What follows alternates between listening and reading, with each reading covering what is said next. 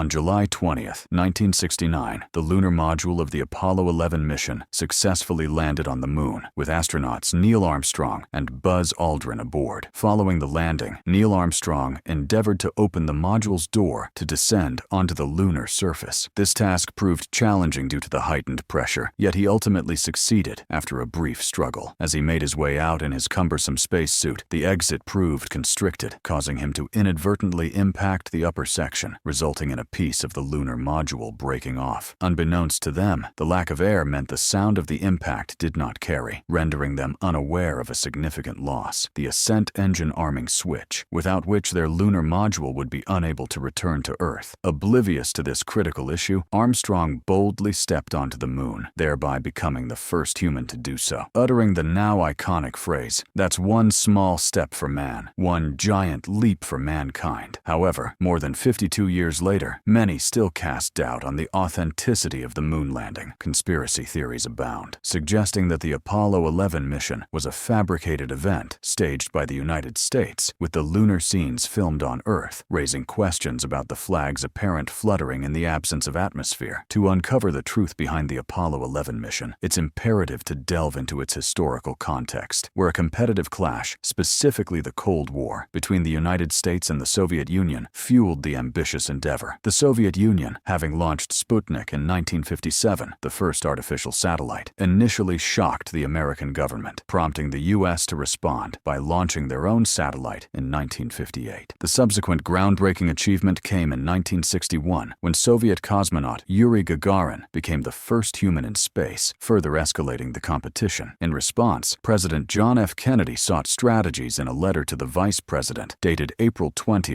1961, inquiring how America could surpass the Soviets, contemplating goals such as establishing a laboratory in space or orchestrating a trip around the moon, and underscoring the urgency of their efforts in space exploration initiatives. After a few days, he received clarity as he quickly perceived that the next significant advancement would entail sending humans to the moon. On May 25, 1961, during his renowned address, he assured the global audience that he would achieve this milestone before the decade concluded, in addition to ensuring the safe return of astronauts to Earth. The announcement of landing a man on the moon and ensuring his safe return was, for many, an astonishing proclamation. Consider the context of 1961. There were no smartphones, no internet, and GPS technology was non-existent. Computers of that era were archaic and sluggish. Yet, amidst such limitations, he boldly pledged to deliver human presence on the lunar surface. Over the next 5 years, he allocated an additional $7 billion to the space program, rallying the entire agency toward this singular objective. Within mere months, testing commenced. Initial trials focused on the rockets designated for leaving Earth, followed by assessments of the heat shields on the command modules to determine their ability to withstand atmospheric re-entry. The propulsion system of the service module was subsequently evaluated, leading to numerous unmanned tests between 1963 and 1967, during which no astronauts were aboard. In February 1967, plans were set in motion for the first manned test, known as the Apollo 1 mission. Tragically, during Earth-based tests on January 27,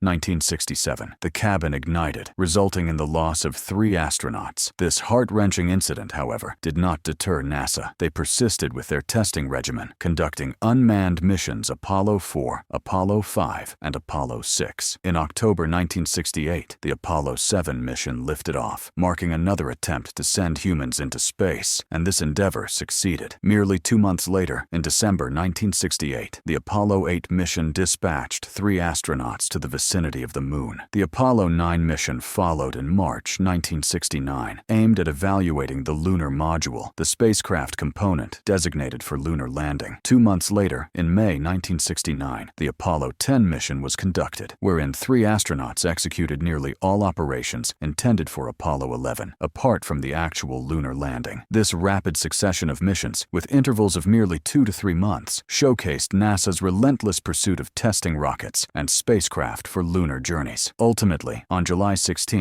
1969, the Apollo 11 mission was launched, culminating years of perseverance and innovation. At precisely 2:21 ZED, the engines roared to life, and liftoff occurred 32 minutes past the hour. This marked the historic ascent of Apollo 11, which carried 3 astronauts: 38-year-old Commander Neil Armstrong, the pilot of the command module, Michael Collins, and the lunar module pilot, Edwin Buzz Aldrin. The Apollo 11 spacecraft comprised three principal segments: the command module, the service module, and the lunar module, collectively referred to as the CSM. Their mission entailed detaching the lunar module to facilitate a lunar landing. A subsequent relaunch and reconnection to the CSM would be requisite for the astronauts' safe return to Earth. Upon reaching the Moon's orbit, the lunar module detached with Armstrong and Aldrin aboard, while Collins remained in the command module. As the lunar module descended, an alarm code 1202 signaled an overload in the guidance computer's processing system. Mission Control, understanding its implications, instructed them to continue. At an altitude of 1,500 feet, Armstrong assumed manual control to avoid landing on a field of boulders, eventually touching down at 8:16 p.m. with minimal fuel remaining. The astronauts spent 2.5 hours collecting samples, capturing photographs, and deploying scientific instruments. Their mission included measuring solar winds, detecting lunar seismic activity, and determining the precise Earth-Moon distance using laser reflectors. Upon preparing to leave, they discovered the broken ascent engine switch, but ingeniously used a ballpoint pen to complete the circuit, enabling their safe departure. After reuniting with Collins, the crew journeyed back to Earth. The command module safely re-entered Earth's atmosphere, splashing down in the Pacific Ocean, successfully concluding humanity's first moon landing mission. Though conspiracy theories persist, the evidence overwhelmingly supports the authenticity of the Apollo 11 mission, an enduring testament to human ingenuity and determination. Subsequently, they were rescued by ships from the ocean, marking a miraculous return to safety. The mission did not unfold precisely as outlined. They encountered challenges at virtually every turn. Nevertheless, they adeptly addressed these obstacles and successfully survived. Notably, upon their return, the three astronauts underwent a 2-week quarantine to mitigate potential risks associated with pathogens, viruses, or bacteria they might have encountered on the Moon, which could pose significant threats to Earth. Fortunately, no such issues arose. The momentous Apollo 11 moon landing made headlines across the globe, fulfilling President Kennedy's ambitious pledge for a manned lunar landing before the decade's conclusion, a feat accomplished by NASA in 1969. The public had scant reason to question humanity's monumental first steps on the lunar surface, as the achievement signified a triumph of technological prowess, heralding America's victory in the space race. Skeptics might argue that the timing, just before the decade's end in 1970, raises suspicions regarding the authenticity of the moon landing. Could it be that, in the pursuit of an advantage during the Cold War, America devised a fabricated moon landing as a contingency plan? This theory postulates that an actual lunar mission faltered, leading to an orchestrated deception for public consumption. However, this narrative is merely one of many conspiracy theories surrounding the moon landing, all of which have been repeatedly debunked. If such an elaborate hoax had transpired, the Soviet Union would likely not have acknowledged it. Remarkably, the Great Soviet Encyclopedia, published between 1970 and 1979, asserts the reality of the moon landing multiple times in its 3rd edition. Soviet literature even recognizes the Apollo landing as the 3rd landmark event of the space age, preceded by the launch of Sputnik in 1957 and Yuri Gagarin's flight in 1961. But what about the fluttering flag planted on the moon, one may ask? Given the absence of atmosphere, this raises questions. The answer lies in the particular design of the flag carried by Armstrong and Aldrin. Unlike standard flags that are secured with a single, long vertical pole, this flag featured a horizontal rod at its apex to ensure it remained unfurled, allowing it to be clearly visible despite the moon's lack of wind. It is important to note that the Apollo 11 mission faced its own set of challenges. Extending this horizontal rod precluded it from reaching its full length, which resulted in the observable ripples. Thus, what appears to be fluttering in the flag is an optical misconception. The flag does not actually flutter on its own. Any apparent movement can only be witnessed in videos where astronauts actively manipulate it. This is attributable to the aluminum rods in the flag functioning akin to springs, permitting temporary movement before settling into stillness. A prevalent theory posits that the absence of visible stars in the photographs captured by Armstrong and Aldrin suggests a fabrication. However, the explanation is straightforward. The moon landing occurred during daylight, when sunlight illuminated the lunar surface, and the astronauts' reflective white spacesuits intensified this effect. The camera technology of that era lacked the resolution necessary to capture the subtle details beyond such reflections. reflections. A modern analogy can be drawn. If one utilizes a phone camera at night with flash engaged, stars in the background become imperceptible. Another contention revolves around the inconsistent angles of shadows present in the moon landing images. Critics argue that, much like a Hollywood production, multiple light sources must have been employed to cause shadows to vary erratically. In reality, sunlight was not the sole illumination. The moon's surface acted as an auxiliary light source through its reflective properties, resulting in scattered light and unusual shadows. A further inquiry is raised by the photograph of Buzz Aldrin taken by Neil Armstrong. His reflection captures Armstrong holding a camera. This discrepancy arises from the fact that Armstrong was not manually holding the camera. Rather, it was affixed to his suit for remote operation. As for the images of Neil Armstrong descending from the lunar module, the answer lies in the installation of multiple cameras on the module itself, shifting focus from baseless theories to substantive critique. Not all voices lauded the moon landing or NASA's endeavors. Significant dissent emerged, with many scrutinizing both NASA and the United States government post-landing. A noteworthy article published in January 1962 by the New York Times illustrated that the funds allocated for the moon mission could have financed the construction of approximately 120 Harvard-sized universities. This incited questions about the justification for such expenditures on lunar exploration instead of addressing domestic issues like educational inequities and the ramifications of the Vietnam War. The overarching criticism underscored the abundance of pressing societal challenges that warranted attention and investment. Now, after more than 5 decades, NASA has renewed its commitment to lunar missions with its Artemis program, commencing trials with unmanned rockets and aiming to place the first woman on the moon by 2025 to 2026, shortly followed by the first person of color. Undeniably, we can anticipate humans returning to the moon by the decade's close. I recommend exploring the video on the mystery of the Mona Lisa. My sincere gratitude for your attention.